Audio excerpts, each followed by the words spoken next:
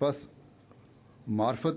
کی تلاش کرنے کے لیے اللہ تعالیٰ نے فرمایا اگر تم میری تلاش کرنا چاہتے ہو تو اس رسول کی پیروی کرو، اس سے محبت کرو، اس کے اسوہ پر چلنے کی کوشش کرو۔ اگر تو ہماری ساری کوششیں اور ہمارے علم حاصل کرنے کے جذبے اور شوق ذوقی حاض اٹھانے کے لیے اور علمی برتری دکھانے کے لیے ہیں تو یہ نہ ہی حقیقی محبت کا اظہار حضرت صلی اللہ علیہ وسلم کی ذات سے ہے، نہ خدا تعالیٰ کی محبت اور معرفت حاصل کرنے کا یہ صحیح ذریعہ ہے۔ اس کے لیے صحیح ذریعہ خالص اللہ تعالیٰ کی محبت دل میں رکھتے ہوئے اللہ تعالیٰ کے اس حکم پر عمل کرنے کی ضرورت ہے کہ پہلے جب یہ محبت پیدا کر لو، اس کی پیروی کرنے کی، رسول کی پیروی کرنے کی کوشش کرو، اس کی سنت پر عمل کرنے کی کوشش کرو۔ پھر فرمایا کہ والذین جاہدوا فینا لنہدینہم سبلنا، کہ جو لوگ ہماری طرف آنے کی کوشش کرتے ہیں ہم ضرور انہیں اپنے راستوں کی طرف آنے کی توفیق بخشیں گے۔ تو جب یہ حالت پیدا ہوگی اور پھر جہاد ہوگا، محبت کے اعلیٰ معیار قائم ہوں گے تو پھر اللہ تعالیٰ رہنمائی فرمائے گا، کیونکہ جب یہ محبت اور اظہار اور اللہ تعالیٰ کی طرف بڑھنے کی کوشش ہوگی تو اللہ تعالیٰ پھر اپنے اس قول کو بھی پورا فرمائے گا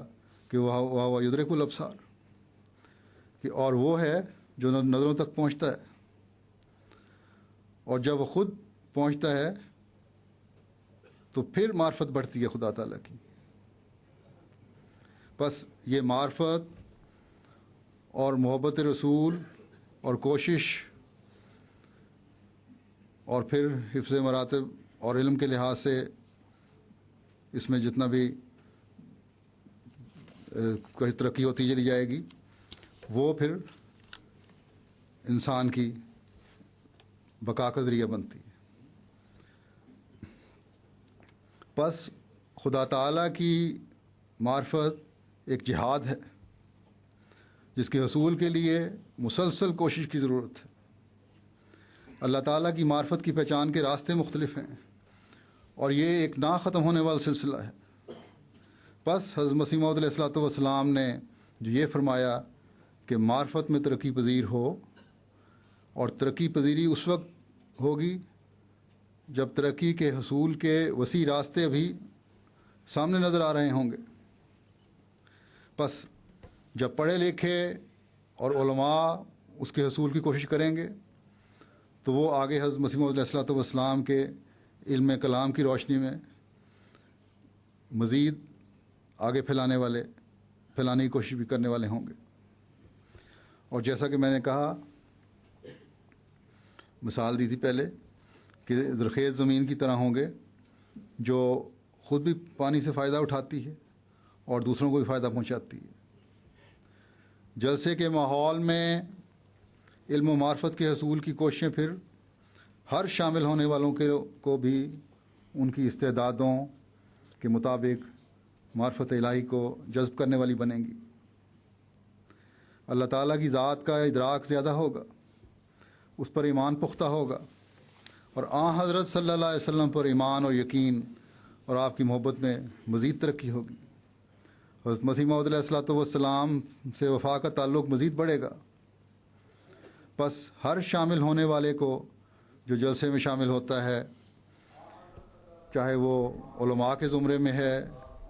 یا عوام الناس میں، یہ سوچ کر شامل ہونا چاہیے کہ میں نے اپنی معرفت بڑھانی ہے تاکہ اللہ اور اس کے رسول کی محبت میرے رگ و پے میں سرایت کر جائے، اور اس میں ہر دم اضافہ ہوتا چلا جائے۔ پھر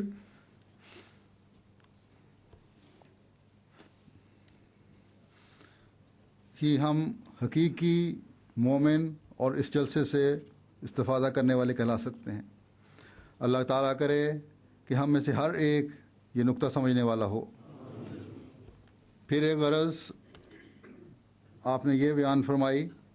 کہ تمام بھائیوں کا تعارف بڑھے گا، یہ بھائیوں کا تعارف بڑھے گا، اس کا کیا مطلب ہے؟ اگر صرف سرسری تعارف بڑھے گا تو اس کا تو کوئی فائدہ نہیں ہے۔ پہلی بات تو ہمیشہ یہ یاد رکھنی چاہیے کہ حقیقی مومنوں کے بھائی کا معیار کیا ہے۔ یقیناً حضرت یوسف علیہ السلام کے بھائی ہمارا معیار نہیں ہیں، جنہوں نے کینے اور بغض میں بڑھنے کی وجہ سے اپنے باپ کے بیٹے کو کنویں میں پھینک دیا۔ ہمارے سامنے تو بھائی کا وہ معیار ہے جن میں کوئی خونی رشتہ نہیں تھا، جنہوں نے ایک دوسرے کے لیے قربانیوں کے ایسے اعلیٰ معیار قائم کر دیے جنہیں سن اور پڑھ کر انسان مرتع حیرت میں پڑ جاتا ہے۔ بس جب حضرت مسیح موعود علیہ الصلوۃ والسلام نے، اور وہ معیار تھا مدینے کے انصار کا، بس جب حضرت مسیح موعود علیہ الصلوۃ والسلام نے فرمایا کہ بھائیوں کا تعارف بڑھے گا، تو ساتھ یہ بھی فرما دیا کہ تعلقات اخوت استحکام پذیر ہوں گے، اور یہ اخوت کے تعلقات اس وقت استحکام پذیر ہو سکتے ہیں جب ایک دوسرے کے لیے نیک جذبات دل میں موزن ہوں، جب ایک جسم کے مختلف اعضاء کے تعلق کی طرح تعلق قائم ہو جائے کہ ایک عضو کو تکلیف پہنچی ہے تو دوسرے کو بھی تکلیف پہنچے، جب کسی ایک بھائی کی تکلیف کو اپنی تکلیف کی طرح سینے میں محسوس کیا جا رہا ہو، اور جب یہ صورتحال ہوگی تو پھر وہ ماحول پیدا ہوگا جس کے قائم کرنے کے لیے حضرت مسیح موعود علیہ الصلوۃ والسلام دنیا میں تشریف لائے۔ پھر یہ ماحول عارضی اور جلسہ کے 3 دنوں کے لیے صرف قادیان کی بستی میں نہیں ہوگا، بلکہ جلسہ کے بعد ہندوستان کے ہر شہر اور ہر شہر کے رہنے والے اسلام احمدیت، حضرت خاتم الانبیاء، حضرت خاتم الانبیاء غلام احمد کی خلافت احمدیہ، نعرہ تکبیر۔ بلکہ جلسے کے بعد بھی ہندوستان کے ہر شہر اور ہر شہر کے رہنے والے احمدیوں کے دلوں میں ہمیشہ کے لیے پیدا ہو جائے گا، بلکہ دنیا میں رہنے والے ہر احمدی کے دل میں ہمیشہ کے لیے پیدا ہو جائے گا۔ اور کیونکہ آج خدا تعالیٰ نے ہمیں، جیسا کہ میں نے پہلے کہا، MTA کی نعمت کے ذریعے تمام دنیا میں ایک آواز سننے اور حضرت مسیح موعود علیہ الصلوۃ والسلام کا پیغام سننے کی نعمت سے نوازا ہے، اس لیے محبت اور پیار اور بھائی چارے کے جذبات تمام دنیا کے احمدیوں میں ایک دوسرے کے لیے پیدا ہو جائیں گے۔ اور جب یہ انقلاب ہمارے دلوں میں پیدا ہو جائے گا تو ہم حقیقت میں حضرت مسیح موعود علیہ الصلوۃ والسلام کے جاری کردہ اس جلسے سالانہ سے فیض پاتے چلے جانے والے ہوں گے۔ بس ہم میں سے ہر ایک کو اپنے دل کو ٹٹولنا چاہیے کہ ہم کس حد تک اس جلسے کے پروگراموں سے فیض اٹھانے والے بنے ہیں۔ اگر تو ان 3 دنوں میں جلسے کے ماحول نے یہ مثبت اثرات ہمارے دلوں پر مرتب کیے ہیں تو ہم حضرت مسیح موعود علیہ السلام کی دعاؤں سے فیض پانے والے بن رہے ہیں۔ اور یہ جلسہ کیونکہ لائیو تمام دنیا میں دیکھا گیا ہے، اس لیے صرف قادیان میں شاملین جلسہ ہی نہیں بلکہ دنیا میں ہر جگہ وہ لوگ جنہوں نے اس جلسے سلانے کو سنا یا اب جو میری باتیں سن رہے ہیں، اپنے نفس کو ٹٹولنے والے ہونے چاہیے، کیونکہ نفس کی معرفت ہی ہے جو خدا تعالیٰ کی معرفت کی پہچان کرواتی ہے۔